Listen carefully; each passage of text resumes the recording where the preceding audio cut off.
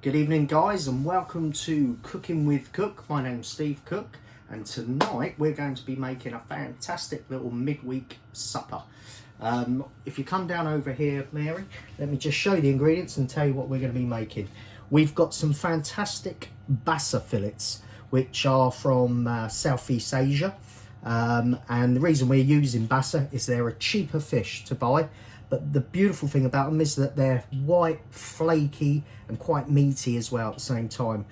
Similar properties to cod, but you know, as I say, a lot cheaper to purchase. We've got some garden peas, we've got a couple of red onions, a couple of cloves of garlic, 2 heads of baby gem lettuce, we've got some smoked back bacon, a couple of limes, a little pinch of rosemary from the garden. We've got a chicken stock cube and we've got some salt, pepper mix in a little pot here and a little bit of olive oil.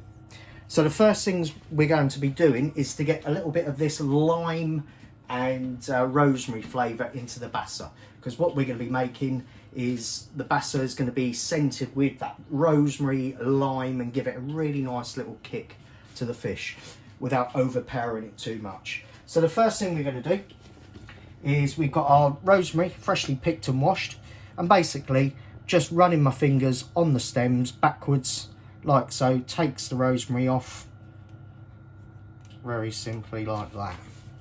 And then all we're going to do, taking our little cook's knife, and we're going to just run our knife through it, chopping it down like so, as we don't want big spears of rosemary, as it's a little harder to digest and a little bit bitty. So by chopping it down, not only brings out the flavour, but creates it into almost like a rosemary dust. Now, you could use dried rosemary, but you're never going to get as nice a flavour with the fresh, like so. So once we've chopped it down a little bit, like that, we're then going to take our couple of little limes and our little zester. Now, if you don't have a little zester, by all means use like a box grater or a little microplane. But however you do it, just zest your limes like so. And I'm going to do it over the rosemary because I'm going to run my knife through it again in a minute. All the way around. And I don't want to use, I'm not going to be using the juice of the limes, just purely the zest. If you start incorporating juice or the citrus juice over the fish, it almost starts curing it. So, and that's not what we're after. We're just after the authentic flavour of that lime. So, as I said, bring it all together, run your knife back through, so you've got that beautiful limey smell with the rosemary, and break it down so you have almost, as I said, like a lovely little limey rosemary powder. And then once you're happy that you've given it a real nice little chop, I'm then going to grab a little dish, or quite a big dish even in fact, and just put that into the dish like that. Don't waste any off your board. Now I'm going to take about a level teaspoon of my salt and pepper, and then a little bit of extra virgin olive oil, and then just incorporate that over the top. And you're probably looking for about 2 tablespoons to 3 tablespoons of olive oil, so that you've got that lovely limey rosemary. Look, smell. Lovely. Lovely little marinade, oil-based rosemary and lime. And then I'm going to take my fish, my Basa fillets, just going to little both sides like so. 1, 2, and make sure that you get a nice bit on all the fish, and then get your little hands in there, move it around, making sure you're picking up all that lovely flavour. That lovely colour on there as well. And then all I do is I fold from tail end, fold it in on itself and roll it over, so you have a nice little sort of fish stack like that with the fillet almost pinwheeled over. I'm then going to just come over here, place that on a little baking sheet, and then repeat the process with all 4 fillets. Now Basa, as I said, is from Southeast Asia. It is a cheaper fish, part of the catfish family in fact. Easily bought in the supermarkets. I've seen it fresh like this, or you can even buy it frozen, preferably fresh, for obvious reasons. And as I say, it's probably about half the price of something like cod. So it is a good replacement sometimes for cod. As much as it's not as meaty and juicy, this is more of a flakiness to it. However, it's a lovely white fish to use if you have never used it before. So all I'm going to do now, come down here. We've got the oven on 200 Celsius. I'm going to put the timer on and we're going to give it about 13 minutes. So pop it in your oven, which is preheated, and let that cook for 13 minutes. Now, whilst that's happening, just get rid of that. Wash my hands. And then the next thing we need to do is concentrate on our base of what we're serving the Basa with. So tonight we're going to be serving it with basically a bacon, lettuce and pea. And it's just absolutely simple, it's easy, brings a nice meatiness to it with a pulsy pea with the nice wilted lettuce, baby gem lettuce through it. And it will be finished, which I have forgot. I'm just going to get to the fridge if I may. Oh, sorry. I'm going to grab the creme fraiche, which we do need as well, which I forgot to explain that we do need it. So all I'm going to do, put the kettle on, get it up to boil, and then first thing I'm going to do is make a nice little bit of chicken stock. So again, if you make your own chicken stock, fantastic.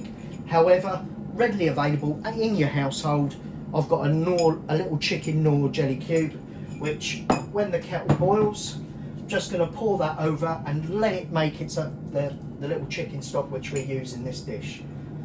So once that comes up, watch your kettle never boils, as they say. And quick, right, and then pour that carefully over your cube and do about 3/4 of a mug with a fork in there and just give it a little whisk. So that lovely chicken stock. Now we're cooking fish tonight and you're wondering why we're using chicken stock. Well, it's a lovely neutral stock that works really well with fish, I always think. If you can use fish stock, but then it really goes all fishy. And especially when we're using things like bacon in there as well to give it a little meatiness, I think the chicken stock is a nice neutral stock which cooks well with it. So first thing we need to do is we're going to take our 2 red onions, which are already peeled, cut them straight in half, lay them flat on your board, and then rather than finely chopping, all we're going to do is cut the onion into 3 across like so, and we want like a really rough dice like so, and then repeat that to the other ones like so. So we've got a chunky red onion dice. Now I prefer using red onions than the white ones, purely for 2 main reasons. One, I always think red onions have got a slight sweetness to them, but more importantly as well, it looks prettier on the plate. Nice colour, vibrant. So once we got our onions chopped, just set them aside. Take our 2 little cloves of garlic. Again, we know how to prepare garlic. Nice little tap, like so. And then hopefully the skins should just easily come off. And then what we do is just run our knife through the garlic to slice it down, Lovely. And then just give it a little chop through to break it down. We're not after finely chopped. This is quite rustic, my favourite word. But just take the big bits down a little bit. Now obviously, if you're not a garlic fan, don't need to put it in. I think it certainly does bring a nice little kick to the dish. But for any reason, if there's any ingredient such as the garlic that you can't have because you're allergic or you just don't like, then leave it out. Right, next thing, we go over to our frying pan. So if you come over this side, Eric, and we turn the heat up to about 12 on my induction, so which is quite a high heat. Gonna splash a nice little bit of olive oil. Again, not too much, half a tablespoon. And then what we do is we pick our board up, take it over to our frying pan, incorporate the red onions in, get yourself a little wooden spoon, move it around. Now there's a reason we don't put too much oil in. One reason, obviously, we don't want it too oily. But secondly, we're going to be incorporating the bacon in a minute, which obviously has its own fat, and it'll render that fat into the onions a little bit as well. So just let them sweat down nicely, like so. We'll turn it up just a little notch more. Lovely. And then incorporate our garlic into there as well. Just give my board a quick wipe. There's nothing better than the smell of sweating down onions and garlic. Absolutely stunning. Right, give that a little move around. Now, while that's slowly sweating, what we're going to do is come back to our board, and we're going to put a little bit of paper towel down, a little bit of water, and place our little board on there, stop it from moving. And then we're going to create some real chunky lardons of bacon. Okay, so all I do is cut the tail end of the back bacon. Now this is smoked as well, which brings another nice sort of flavour to this dish. Then I cut the loin end in half, and then take it down a bit, and then the sort of size, big chunky lardons that you want is about that size. Lovely. Use the tail end. Don't lose that fat. That fat brings so much flavour to this. And it is a little bit naughty for a healthier dish, but I'm all about a little naughtiness, which brings a nice punch of good flavour. So again, run your knife down like so. As I say, big chunky lardons, and this is about 450 grams, about 400 to 450 grams of smoked back bacon. And then once you've sliced your bacon down like so, right over there, give that a little wash. Come back to the onions and your garlic, give them a nice little shake, like so, and then I'm now going to incorporate this bacon in, so it starts sweating down, starts colouring up, and the fat renders into it as well. So I'm now going to turn it right up on a high heat, so we get that bacon separating. Like so. Oh, smells good. Just move that around. Now there's other options you can use. You don't have to use bacon. You could still use something meaty. I think always brings something nice to the dish. But there's other options. You can use pancetta. Beautiful. A lot thinner sliced pancetta can be if you buy the sliced stuff. But it would cook a lot quicker. It's a lot more expensive as well. Or you can buy a whole piece of pancetta and almost small dice it. But the idea is you get that lovely bacon all around them onions and garlic, and make sure it's breaking up in your pan like so. Now a certain amount of a little bit of water will come out of the bacon, but that's why it's on a high heat, so it will hopefully evaporate. But let's just move that around. Right, now while that's doing its little cooking, we can set that aside for a second, and then the next couple of things we need to do: take our board and our knife, give it a quick clean, and then the next thing we need, we've got our peas, which are straight out the freezer. Okay, I've let them, they have been sitting there for about half an hour, so they have slowly defrosted, but you don't need to cook these. These are going in as they are. Okay, so the other thing we're going to do now is shred down the baby gem. It brings a lovely little bit of bitterness to this dish, and obviously the flavour, and it just wilts and it's absolutely beautiful. So all I'm going to do, take the little stems off, get rid of them, and now I'm just going to shred it, but not too finely. Keep it still quite chunky. You want it about that thick, like so. Lovely. And repeat, do the same on the other side, on the other one. Lovely. And near the end here, just break them bits, open them up a little bit. That's broken them down.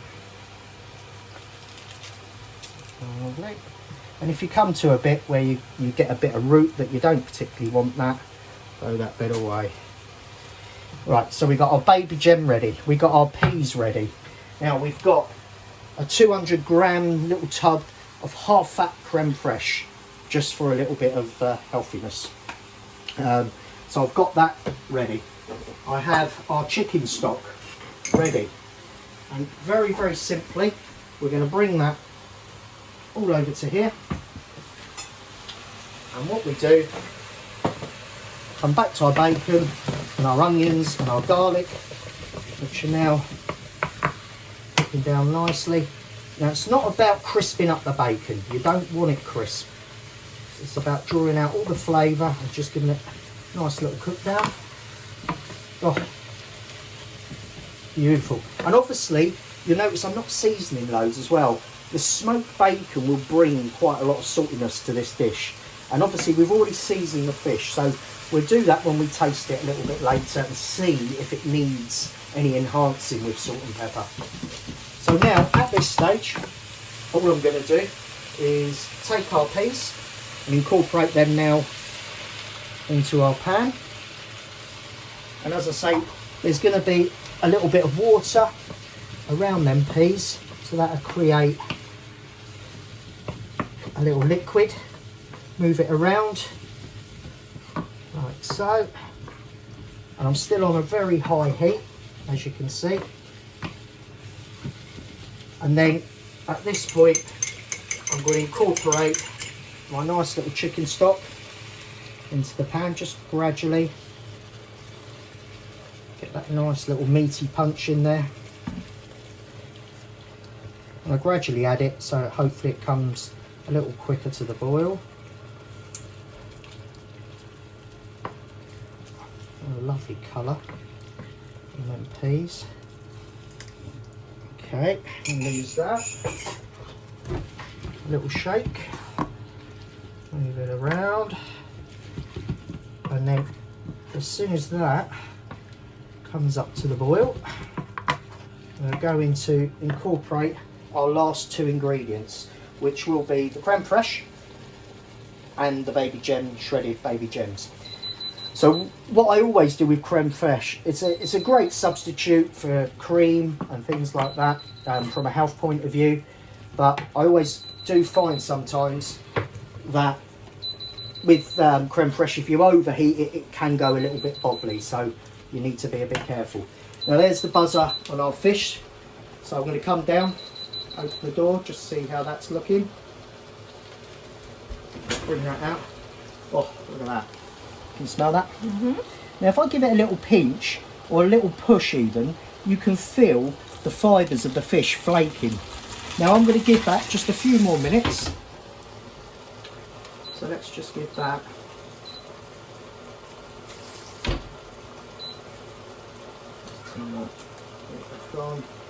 we're going to give that another sort of few minutes while we just finish. And then back up here.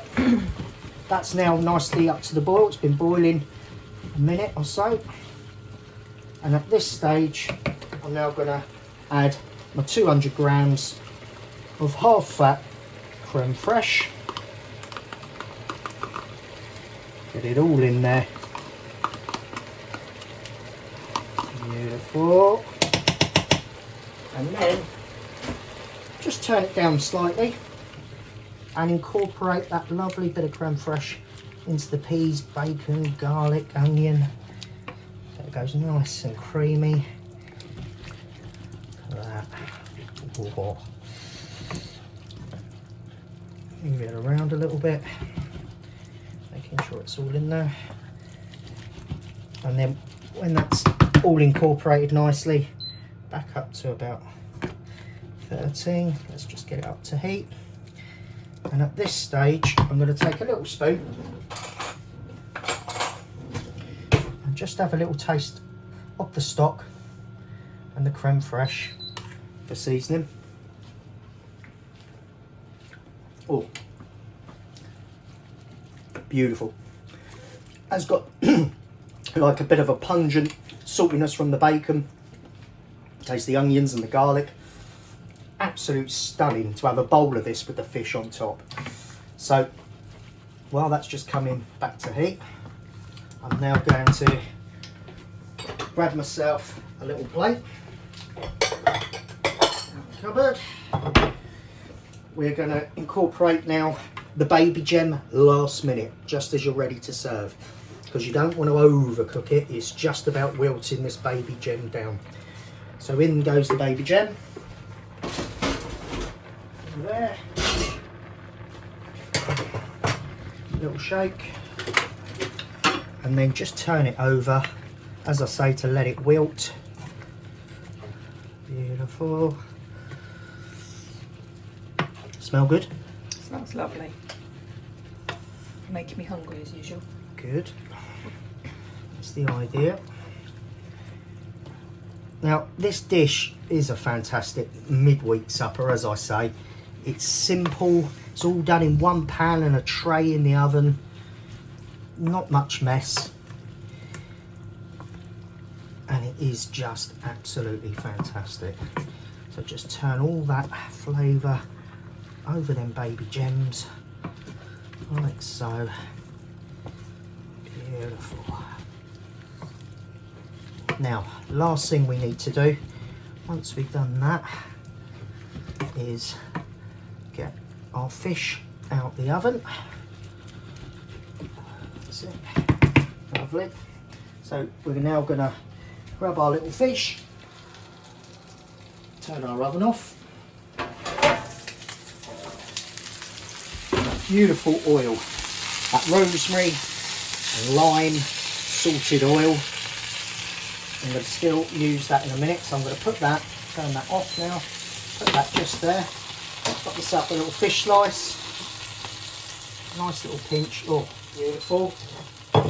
And then all we do is we grab ourselves a spoon, our bowl, and we take a beautiful bit of bacon, peas, baby gem, that lovely creme fraiche stock into the bowl, like so.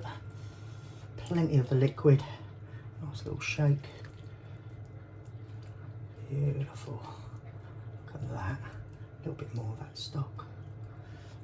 And then what we do is we take our fish, our lovely rosemary lime scented roasted Basa fillet, place it on top like so, and there we have, very simply, rosemary lime scented roasted Basa fillets with a bacon, pea and baby gem base, and it is absolutely stunning. Now, I'm gonna now say goodbye to you because I'm gonna dig into this.